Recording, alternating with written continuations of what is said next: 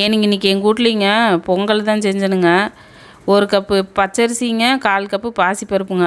அரை மணி நேரம் ஊற வச்சுட்டுங்க, நல்லா கழுவிட்டு ஒரு குக்கரில் போட்டுட்டுங்க, ஒரு பச்சை மிளகா, கொஞ்சம் சீரகம், கொஞ்சம் பெருங்காயங்க, மஞ்சப்பொடி வேணுங்கிறவங்க போட்டுக்கோங்க, வேண்டாதவங்க அப்படியே விட்ருங்க. இந்த கப்பில் தாங்க எடுத்தேன். 4 கப்பு தண்ணி ஊற்றிக்கலாங்க. உப்பு எவ்வளோ வேணுமோ அந்தளவுக்கு போட்டுட்டுங்க, 1 ஸ்பூன் நெய் ஊற்றிட்டு குக்கரை மூடி போட்டு விட்டுங்க, ஒரு 4 விசில் விட்டு அடுப்பாக பண்ணிடலாங்க.